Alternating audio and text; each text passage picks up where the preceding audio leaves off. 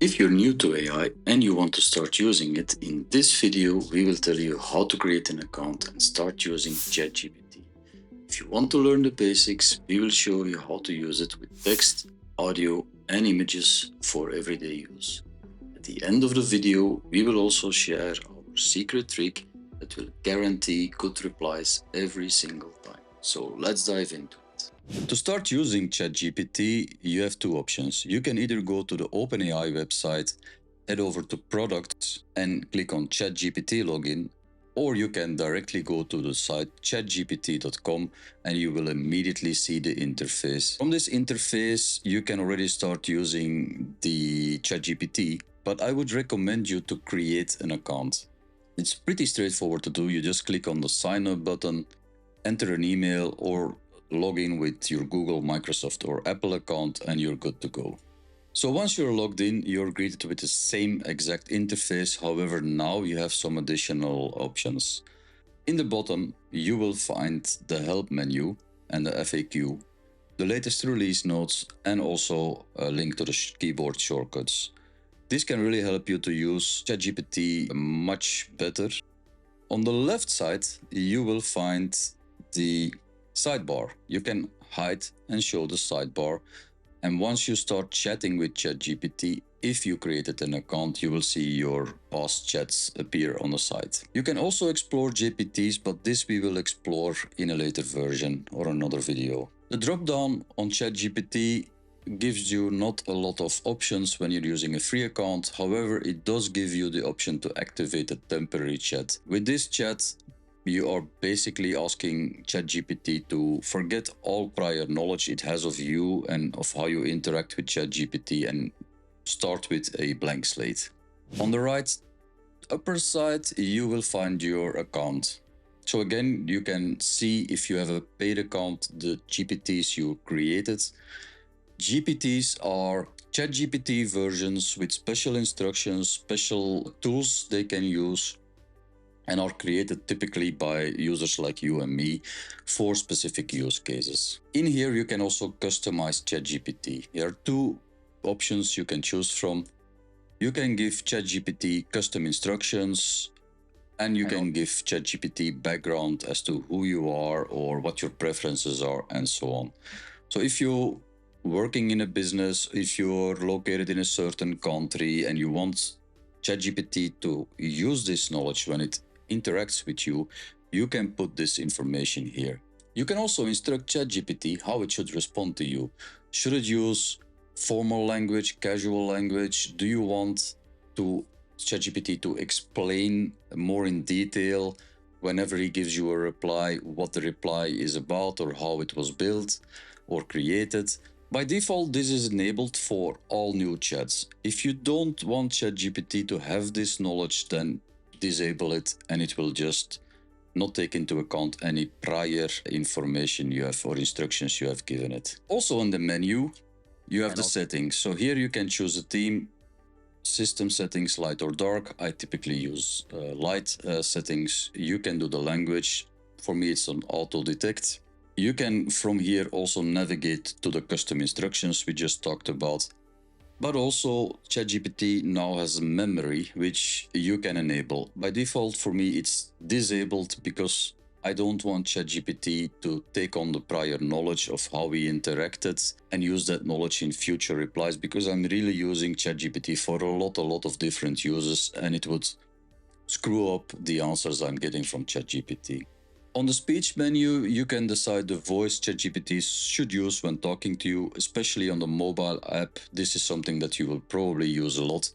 The mobile app I will cover in a different video also later on. Another useful feature is you can connect Google Drive or a Microsoft account, and from that account share Google Docs, Sheets, and other documents directly with ChatGPT instead of uploading them. So now I have switched to my paid account because I want to show you the full capabilities of ChatGPT. So most of the functions are the same. You still have the same interface. You have the sidebar with access to the GPTs. The menu options in your account are also the same.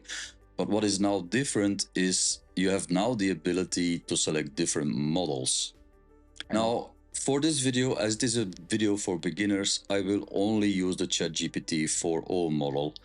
I will also in a different video explain GPT 4.0 with Canvas, which is a new release they made, and it's really useful when you are writing code or texts and you want to interact with ChatGPT on those documents. 0.1 Preview and Mini are for more advanced users where you really want ChatGPT to think long and hard and go to multiple steps in the thinking process to come up with a reply to a complex situation. So for most users, this will not really be applicable.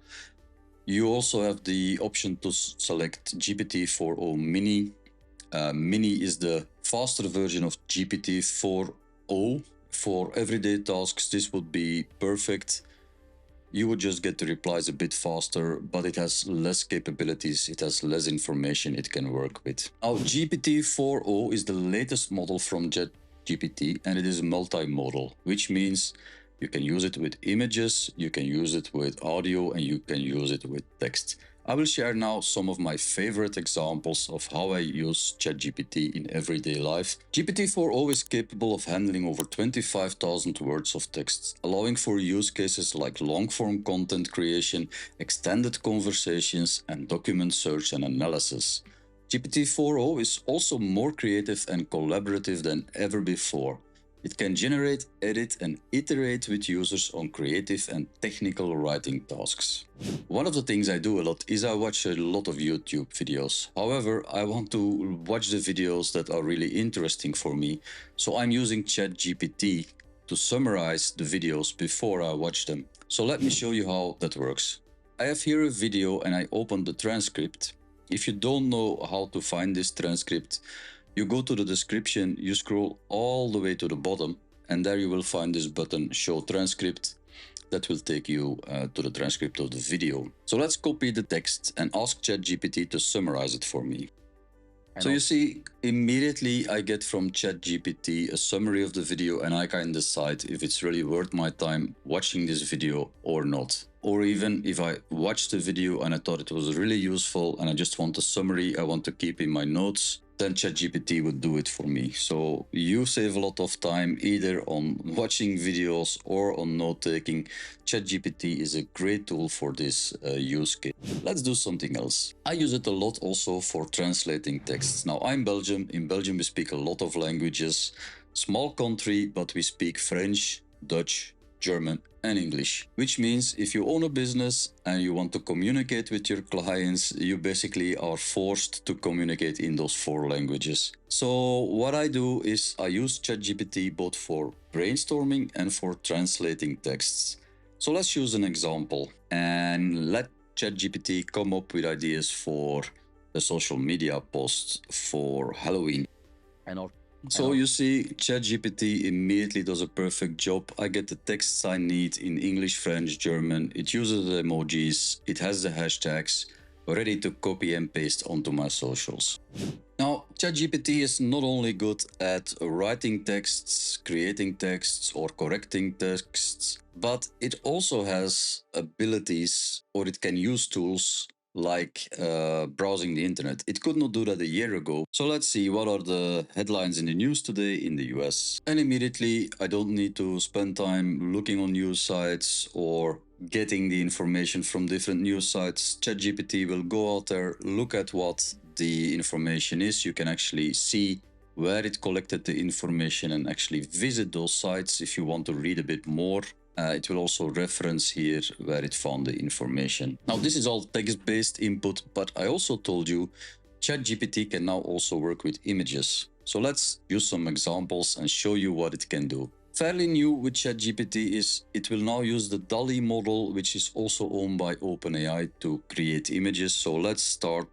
It will take a bit longer to create the image, but you don't have to draw it yourself, so that's already an advantage. I'm not a great artist, and I'm sure I could not have created an image like this. But you see, I immediately have an image with a cute robot. Now, also new with ChatGPT is you can now actually interact also with that image, and you can make modifications on the image. So the only thing you need to do is click on the image, it will open, and then you can make changes. So let's say I want to change this area and I want green eyes. Then ChatGPT will use InPaint and create green eyes on this image. So let's hope it actually turns out this way.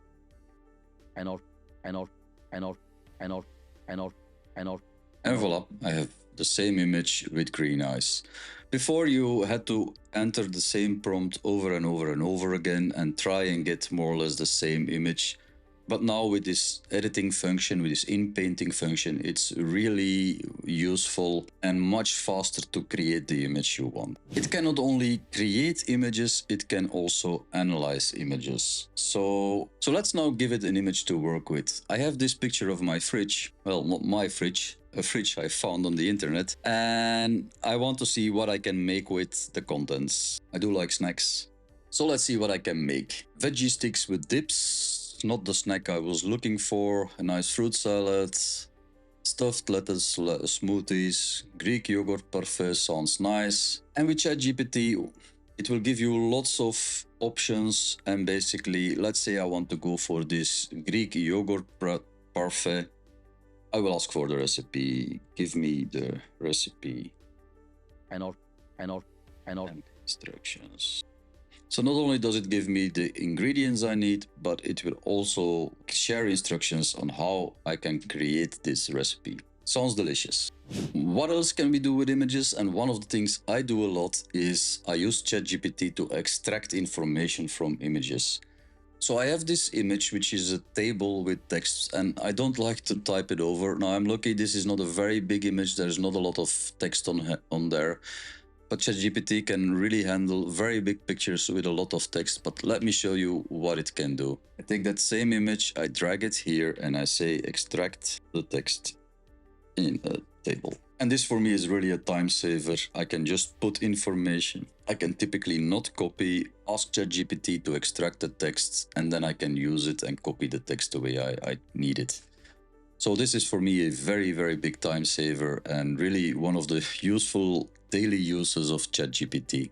Now the next thing will not be for everybody, but I use it a lot. ChatGPT is really good at writing code or correcting code. Now I'm not a coder myself, but thanks to ChatGPT, I'm able to create my own programs and run them. ChatGPT will explain you everything A to Z on how to use them. So let's do something basic.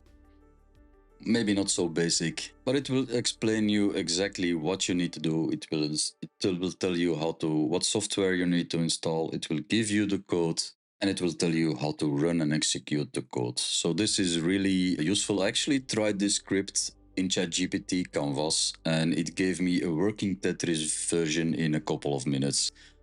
ChatGPT is really great at doing this. I understand this is not daily use for everybody, but in my opinion, learning how to code and how to use ChatGPT and combining the two is really, really something that everybody should be doing. AI will not replace our jobs, but the people that know how to use AI, they will replace our jobs. ChatGPT is also great at analyzing data. So I have this file with data I collected from the internet. It's a file with data about candies and their contents in terms of sugar and ingredients used. So I'll ask ChatGPT to interpret this data.